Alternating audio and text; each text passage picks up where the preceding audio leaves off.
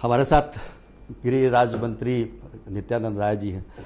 नित्यानंद जी, पहले चरण के मतदान में अब कम ही समय बचे हुए हैं और आप लोग का जो पहले से चल रहा था कि एनडीए काफ़ी अच्छी स्थिति में है, अब क्या स्थिति में है? आपको क्या लगता है कितनी सीटें आएंगी? पहले भी एनडीए की स्थिति अच्छी थी, अभी भी है और आगे भी रहेगी।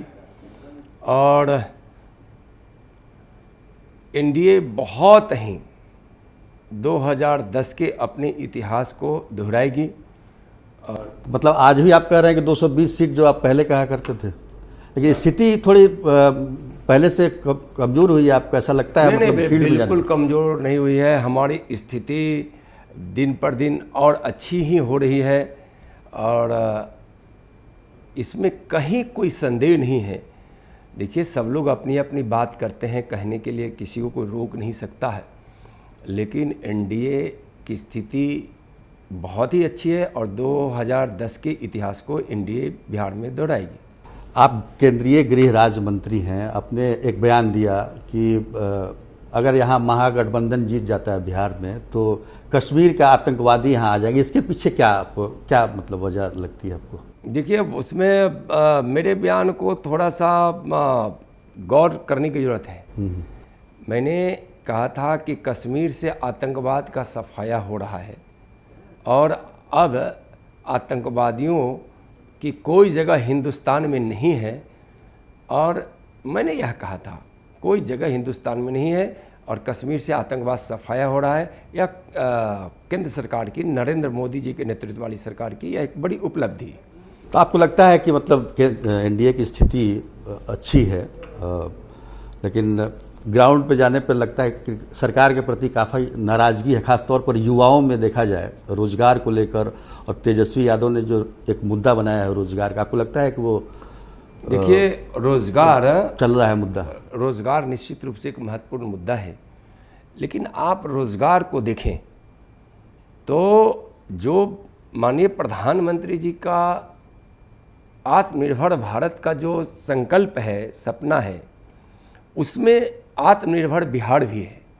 और आत्मनिर्भर बिहार में औद्योगिक क्रांति से, कृषि क्रांति से, श्वेत क्रांति से और नीली क्रांति से यहाँ एक जो क्रांति आने वाली है इन सब क्षेत्रों में, उसके माध्यम से लेकिन युवा बिहार तो के करोड़ों युवाओं को, उसमें करोड़ों लोगों को रोजगार मिलेगा।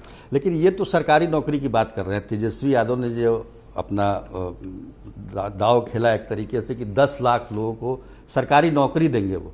देखिए, आपको लगता है 15 वर्षों तक तेजस्वी जी के परिवार और उनकी पार्टी की सरकार रही, उसको आप उठाकर देखिए।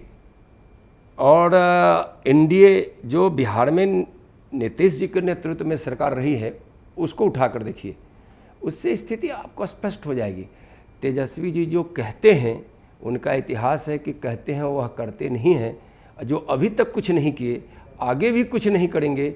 नौकरी भी देगी, एनडीए सरकार ही दी है और आगे भी देगी।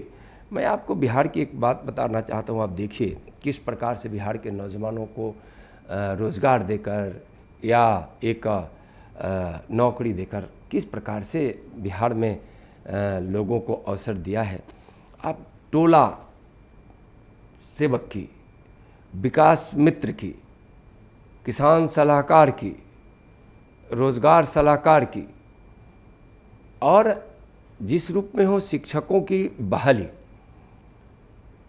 3 लाख से भी ज़्यादा जो की गई है, वह सब नीतीश कुमार है। मतलब हम फील्ड में जाते हैं सुजीत जी, वह इस प्रकार से रोजगार के अवसर और नौकरी दोनों देने का काम नीतीश जी की सरकार की है, एनडीए की सरकार की है बिहार में। और जीविका की बहन से आप जाकर पूछिए और देखिए कि जहाँ लाखों बहनों को रोज़गार के अवसर मिले हैं और उससे कितनी ज़्यादा प्रगति हुई है और लोगों के जीवन में कितना, खासकर ग्रामीण जीवन में जीविका के माध्यम से, शहरों में आजीविका के माध्यम से बिहार की एनडीए सरकार, नीतीश कुमार जी के नेतृत्व वाली सरकार ने बहुत सारा काम किया है, जिससे रोजगार भी मिले हैं, नौकरियां भी मिली।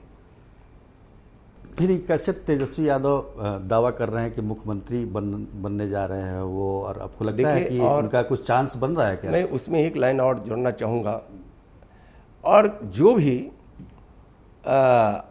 एक तो बहुत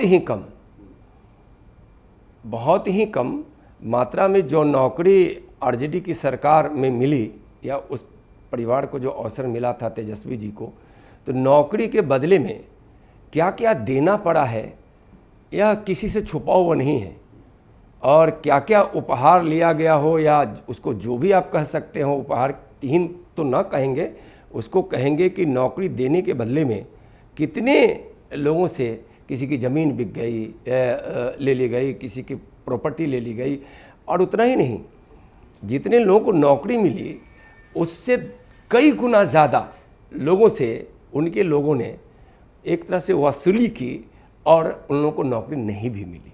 तो यह तो बिहार देख रहा है कि किस प्रकार से बिहार के नौजवानों को और लोगों को अपने कार्यकाल में तेजस्वी जी की पार्टी और उनके परिवार की सरकार ने धोखा दिया है। भ्रम फैलाने के अलावा उनके पास कुछ नहीं है। अभी जो स्थिति दिख रही है बिहार में, आपको लगता है कि जेडीयू और बीजेपी काफ़ी लंबे समय तक साथ में थे, बीच में उनका आप लोगों का गठबंधन टूटा, फिर से जुड़े, तो ये जो बीच में जो गठबंधन टूटा उसका असर कुछ है कि लोगों का विश्वास उस तरीके का नहीं दिख रहा है 2010 वाला? आज देखिए ऐसा नहीं, देखिए जब से भी जदयू से गठबंधन है, जब से जदयू एनडीए में है, मन से गठबंधन है, मन से गठबंधन है, और जहाँ मन से गठबंधन होता है वहाँ मजबूती होती है, इरादे पक्के होते हैं। और आपको इधर एनडीए की सरकार जो बिहार में नीतीश जी के नेतृत्व में रही है, आप देखिए कि विकास का काम, न्याय के साथ विकास का काम, और आप गांव से लेकर शहर तक, आम आदमी से लेकर सबके लिए जो बिहार में विकास किया गया है, और इसमें हमारे माननीय भारत के प्रधानमंत्री आदरणीय नरेंद्र मोदी जी जो बिहार पे विशेष कृपा रखते हैं, उनके उस आशीर्वाद से, केंद्र सरकार के सहयोग से बिहार में विकास की बड़ी बड़ी योजनाएं लागू हुई है, काम हुआ है, पूर्ण हुआ है, कुछ चल भी रहे हैं। आप देखेंगे 1,25,000 करोड़ के पैकेज से बिहार के विकास में कितनी गति आई। इसके अलावा अभी कोविड काल में भी देखिए कि दो बड़ा हॉस्पिटल दिया गया। बिहार सरकार ने भी नीतीश जी के नेतृत्व में हमारे स्वास्थ्य मंत्री मंगल पांडे जी ने कोरोना काल में इलाज की अच्छी व्यवस्था की। इसके बावजूद भी माननीय प्रधानमंत्री जी ने पीएम केयर फंड से यहाँ दो अस्पताल दिए, एक बीटा में और एक मुजफ्फरपुर में, दोनों मिलाकर 1,000 बेड है, और उसमें 250 आईसीयू जो वेंटिलेटर युक्त है। तो एक बड़ी व्यवस्था, घर घर बिजली पहुंच गई है, शौचालय बने हैं, अब बिजली रह रही है, सड़कें बनी हैं, कृषि के क्षेत्र में क्रांति आई है, किसानों को प्रधानमंत्री सम्मान निधि से 6 बार जा रहा है, वृद्ध और विधवाओं के लिए पेंशन की योजना है, जनधन खाता खुला है, उज्ज्वला गैस कनेक्शन गया है, आयुष्मान भारत के माध्यम से जो प्रधानमंत्री जी की महत्वाकांक्षी योजना उसके माध्यम से बिहार को बहुत लाभ मिला है। बिहार बहुत आगे बढ़ा है और भी आगे बढ़ेगा। हम ये कह रहे थे कि युवाओं में जो नाराज़गी है, जो जिस तरह का थोड़ा सरकार के खिलाफ जो गुस्सा है, आपको लगता है कि कल से प्रधानमंत्री नरेंद्र मोदी रैली कर रहे हैं, नीतीश कुमार भी ज्वाइंट रैली में शामिल होंगे, स्थिति कुछ एनडीए के लिए बेहतर होगी? देखिए अभी भी बेहतर है, प्रधानमंत्री जी के आने से और बेहतर होगा, और पूरे देश समेत बिहार के, चाहे वो नौजवान हो, किसान हो, मजदूर हो, महिलाएं हो, हमारी माँ बहनें, जो भी हो, सब के मन में, चाहे व्यापारी हो, उद्योगपति हो, सबके मन में प्रधानमंत्री जी के प्रति आस्था है, विश्वास है। और प्रधानमंत्री जी के प्रति जो आस्था और विश्वास है वह बहुत अटूट है, इतना अटूट है कि आप उसको जब गौर करेंगे तो देखेंगे कि आज बिहार के सारे लोग, युवा से लेके किसान, मजदूर, महिलाएं, सब के सब आज हमारे प्रधानमंत्री जी के कामों के प्रति आदर भाव रखते हैं और समझते हैं कि जो प्रधानमंत्री जी कहते हैं वह करते हैं। और 6 वर्षों के इस कालखंड को आप उठाकर देखेंगे तो भारत कहाँ से कहाँ पहुँचा है।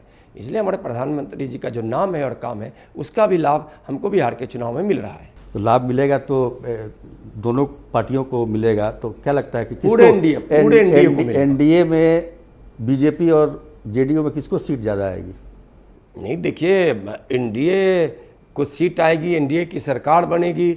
हम सारी सीटों को एनडीए की ही सीट मानते हैं। जो भी सीट आए, चाहे वह बीजेपी को आए या जदयू को आए या हम को आए या वीआईपी को आए, सारी की सारी सीटें एनडीए की सीट हैं। मुख्यमंत्री अगर मुख्यमंत्री सीट कम नीतीश हुआ, कुमार जी, जेडीयू का सीट कम होगा, मानिए हमारे केंद्रीय नेतृत्व का, हमारे आदरणीय गृह मंत्री जी का, हमारे आदरणीय राष्ट्रीय अध्यक्ष जी का, इन सब लोगों का स्पष्ट रूप से उन लोगों का बयान आया है कि हमारे मुख्यमंत्री नीतीश कुमार जी ही होंगे। अच्छा, ये देखिए, आप चुनाव जो हो रहा है कोविड काल में, कोरोना काल में चुनाव हो रहा है, और आपके भी कई नेता कोरोना के मतलब पॉजिटिव पाए गए हैं, तो ऐसा लगता नहीं है कि चुनाव का ये वक्त था? आपको लगता है कि जो व्यवस्थाएं करनी चाहिए और जिस तरह के गाइडलाइन जारी किए गए थे चुनाव आयोग से, उसका पालन भी नहीं हो रहा है? देखिए, लोकतंत्र की व्यवस्था में चुनाव आयोग अति महत्वपूर्ण भूमिका में होता है, और चुनाव आयोग का जो फैसला हुआ है उस चुनाव आयोग के फैसले के हिसाब से एनडीए, भारतीय जनता पार्टी चुनाव मैदान में है। उसके फैसला का आदर करते हुए सभी पार्टियां उस फैसले का आदर की है, एनडीए भी की है। एक सवाल हमको हमारे मन में आ रहा है कि अगर एनडीए इंटैक्ट होता, एलजेपी भी साथ होती, तो स्थिति कुछ और नहीं होती? देखिए, एनडीए की सरकार बनेगी, 2010 के इतिहास को दोहराएंगे। मैं इस बात से आपको आश्वस्त करता हूं, और बिहार का जो परिदृश्य है, मैं विश्वास के साथ कह रहा हूं, 2010 के इतिहास को फिर दोहराएंगे। अच्छा, एक आखिरी सवाल ये करना चाहेंगे कि इस चुनाव में पाकिस्तान और चीन का मुद्दा कितना रेलेवेंट है? इस देखिए, एनडीए का कोई चुनावी मुद्दा पाकिस्तान और चीन नहीं है, लेकिन माननीय प्रधानमंत्री आदरणीय नरेंद्र मोदी जी के नेतृत्व में देश की सुरक्षा जितना सुरक्षित हुआ है, आंतरिक सुरक्षा जितना हमारी मजबूत हुई है, सीमा जितना हमारा सुरक्षित हुआ है, देश का मान सम्मान जितना बढ़ा है, और आज देश जितना सक्षम है, उसको इस देश के लोग अपने मन में बड़े आदर भाव से, सम्मान के साथ सजोए हुए हैं। इसलिए यह राष्ट्रवाद का मुद्दा निश्चित रूप से एक बड़ा मुद्दा है, और देश से बढ़कर तो कुछ है ही नहीं। तो कोई भी विषय जब आता है तो लोग इसको स्वतः आकलन करने लगते हैं, तुलना करने लगते हैं कि पहले क्या होता था। नरेंद्र मोदी जी की सरकार देश को सुरक्षित रखने के लिए और देश के सम्मान के लिए कहीं कोई समझौता नहीं करते हैं।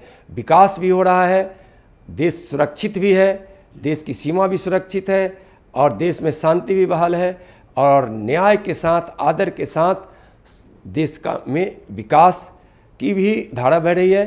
अब कहा तो जाता है, लोग कहते हैं कि एक भागीरथ ने धरती को तृप्त करने के लिए शंकर की जटा से गंगा को इस धरती पे लाए थे।